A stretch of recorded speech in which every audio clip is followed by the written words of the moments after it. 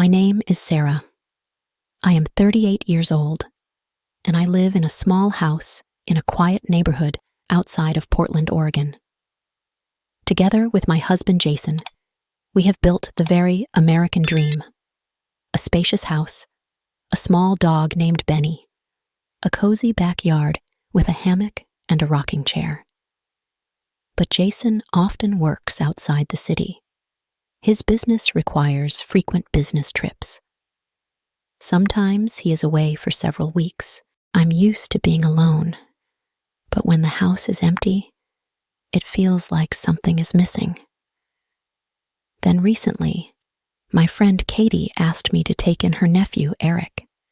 He's 23 and had started college in Portland, but was looking for a place to stay temporarily. Jason and I had no problem giving him a room for a couple of weeks. When Eric arrived, I was surprised at how much he had changed since I had last seen him. He was no longer the teenager I remembered. Tall, athletic, with a sly smile and a twinkle in his eye, he exuded a confidence and energy that was impossible to miss. "Thank you for having me here, Sarah," he said, taking off his jacket and hanging it on the hook in the hallway. "I promise not to be any trouble." "Don't worry," I replied, trying to keep my voice light. "Make yourself at home." The house was alive again, with laughter in the kitchen, the hammock in the backyard no longer empty, and Eric often talked to me in the evenings, asking about Jason, about my life, about what I loved.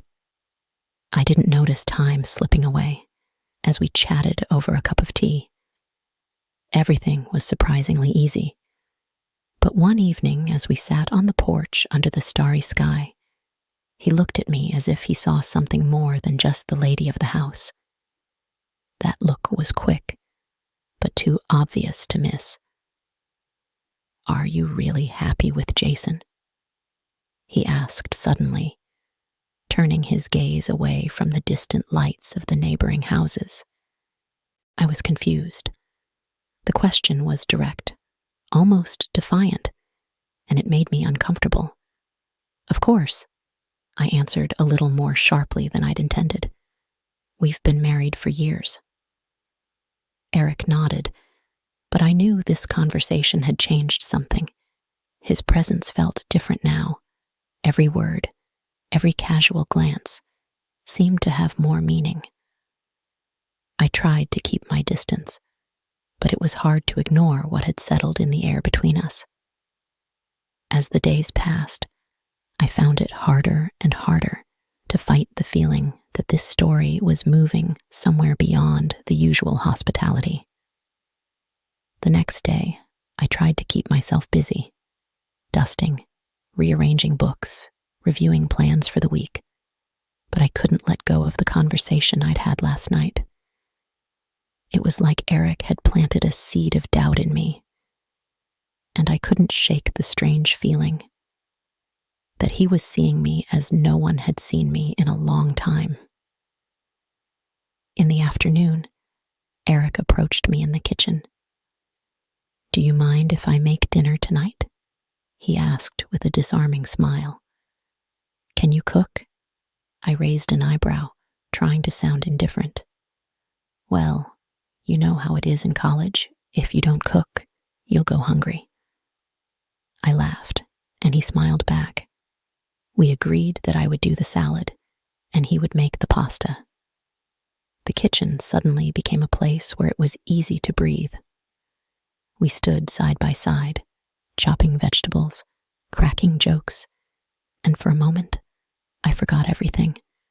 That I was married, that Eric was just a temporary guest in this house. When dinner was ready, we sat down at the table and lit a few candles. The evening seemed to be going well, but then, as I leaned over to get a bottle of wine, his hand lightly touched mine. It was accidental, or maybe not entirely. Time stood still for a split second, and our gazes met again. "Sarah," he whispered, and his voice had the same confidence. "You have to stop," I said. But in my heart, I wasn't sure that was what I really wanted. Eric looked me straight in the eye, like he was waiting for my decision. One word. I heard Benny barking in the other room, and it brought me back to reality. I stood up, taking a step back. "You can stay the night, but this has to end here and now," I said, hoping my voice didn't betray my confusion. He nodded, but I could see in Eric's gaze that this story wasn't over. I woke up the next morning with a sense of unease. Thoughts of what had happened between me and Eric continued to plague me. Thoughts of how things had changed, how easy it had been to give in to temptation. When I got down to the kitchen, I noticed Eric sitting at the table with a cup of coffee, staring at his phone. He looked up and met my gaze, and I saw the same passion in his eyes that I'd seen the night before. "Hi," he said, his voice sounding with the same tenderness as before. Alex walked into the kitchen, and I felt my heart beat faster. I couldn't believe that everything that had happened could come true. After breakfast, when Alex went out to the garage, Eric and I were alone. "We need to talk," I said, but Eric stepped closer to me, his breath hot and caustic. "What is there to talk about?" he whispered, leaning toward me. I froze, unable to resist. His lips touched mine, and in that moment, the world around us disappeared. The explosion of emotion and desire made me forget the consequences. I felt his arms around me, his hands sliding down my sides. We moved into the bedroom. Eric pulled me with him, and soon I was in his arms. He pulled me against the wall, our lips meeting again. I was lost in his kisses, feeling the passion boiling in my body. Suddenly, I heard a sound that made me freeze.